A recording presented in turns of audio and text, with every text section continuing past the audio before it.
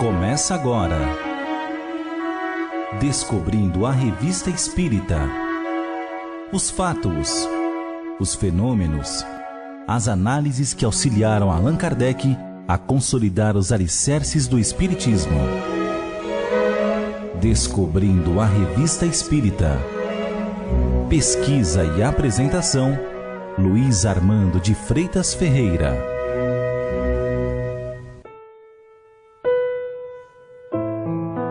No número de outubro de 1866, Kardec inicia uma análise sobre notícia publicada no jornal Eco de Leisne de 1º de agosto daquele ano sob o título O Soldado Curador do Campo de Chalons, segundo a qual não se fala em nosso interior senão das maravilhas realizadas no campo de Chalons por um jovem soldado espírita que diariamente faz novos milagres. Numerosos comboios de doentes se dirigem a Chalons e, coisa incrível, um bom número deles voltam curados. Nestes últimos dias, um paralítico vindo de carro, depois de ter sido visto pelo jovem espírita, achou-se radicalmente curado e voltou para casa galhardamente a pé. Quem puder, explique estes fatos que tocam ao prodígio. Sempre há os que são exatos e afirmados por grande número de pessoas inteligentes e dignas de fé. Na edição posterior do mesmo jornal estampa-se o seguinte: creio fazer bem em pedir que o reprima, porque um verdadeiro exército de doentes se dirige diariamente para o campo. Os que voltam satisfeitos animam outros a os imitar.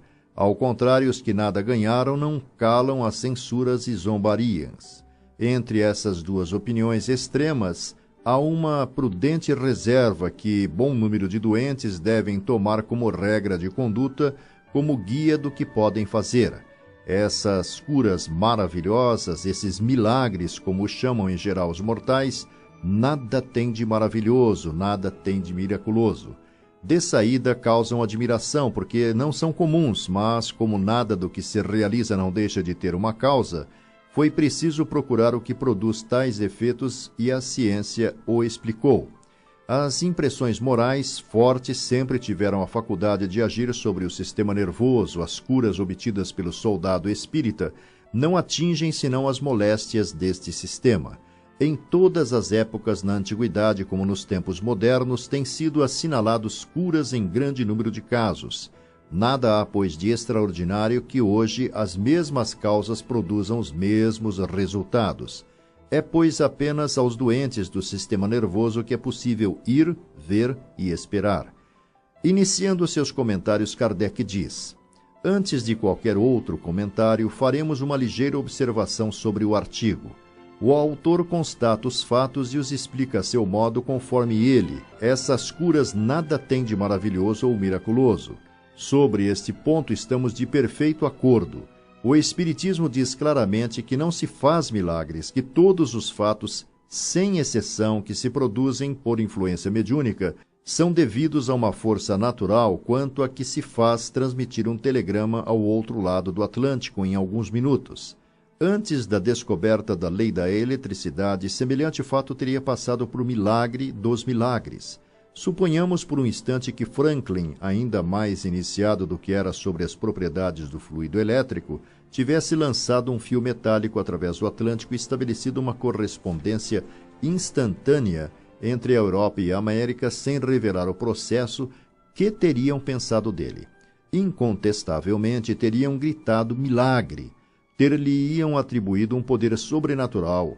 Aos olhos de muita gente teria passado por feiticeiro e por ter o diabo às suas ordens.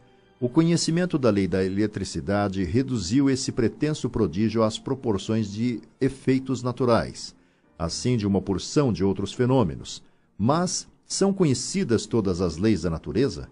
A propriedade de todos os fluidos? Não é possível que um fluido desconhecido, como por tanto tempo foi a eletricidade, seja a causa de efeitos inexplicados, produza a economia resultados impossíveis para a ciência com a ajuda dos meios limitados de que dispõe? Essas curas têm muito simplesmente por princípio uma ação fluídica dirigida pelo pensamento e pela vontade, em vez de o ser por um fio metálico. Tudo está em conhecer Tudo está em conhecer as propriedades deste fluido as condições em que pode agir e saber dirigi-lo. Além disso, é preciso um instrumento humano suficientemente provido desse fluido e apto a lhe dar a energia suficiente. Esta faculdade não é privilégio de um indivíduo. Por isto mesmo que esta natureza muitos a possuem, mas em graus muito diferentes, como todo mundo há de ver, apesar de mais ou menos longe. No número dos que dela são dotados, alguns agem com um conhecimento de causa, como o soldado Jacob. Outros, sem se darem conta do que se passa com eles, sabem que curam, e eis tudo. Perguntai-lhes como, e nada sabem. Se forem supersticiosos, atribuirão seu poder a uma causa oculta, à virtude de um talismã ou amuleto, que, na realidade, não serve para nada.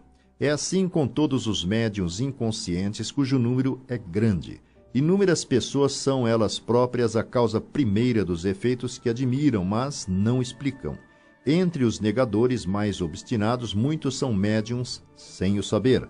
O jornal em questão diz: as curas obtidas pelo soldado espírita não atingem senão as moléstias do sistema nervoso. São devidas à influência da imaginação. Dizendo que o Sr. Jacob só curou afecções nervosas, o autor se adianta um tanto levianamente porque os fatos contradizem essa afirmação. Mas admitamos que seja assim, essas afecções são inumeráveis e precisamente destas é em que a ciência é, o mais das vezes, forçada a confessar sua impotência. Se por um meio qualquer delas se pode triunfar, não é um resultado importante? Mas, diz ele, o Sr. Jacob não cura a todos. É impossível e mesmo certo, mas que é o que isto prova? Que ele não tem um poder curador universal? O homem que tivesse tal poder seria igual a Deus, e o que tivesse a pretensão de o possuir não passaria de um tolo presunçoso. Há muito tempo conhecemos pessoalmente o Sr. Jacob como médium, escrevente e propagador zeloso do espiritismo. Sabíamos que havia feito alguns ensaios parciais de mediunidade curadora, mas parece que esta faculdade teve nele um desenvolvimento rápido e considerável durante sua estada no campo de Chalons. Um dos nossos colegas da Sociedade Espírita de Paris, Sr. Bouvinet, que mora em Acne, teve a bondade de nos enviar um relatório muito circunstanciado dos fatos que são do seu conhecimento pessoal. Seus conhecimentos do Espiritismo, juntos a um caráter isento de exaltação e de entusiasmo, lhe permitiram apreciar as coisas corretamente.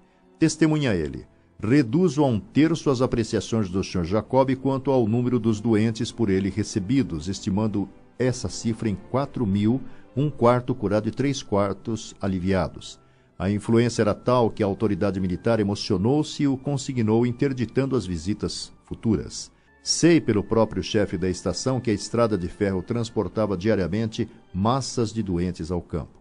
Quanto à natureza das doenças, sobre as quais mais particularmente exerceu sua influência, é-me possível dizê-lo. Vi e revi um homem de cerca de 50 anos que por 10 vomitava tudo que comia.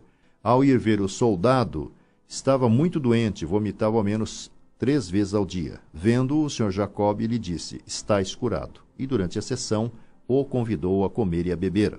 Há 3 semanas não mais experimento o mal-estar. A cura foi instantânea.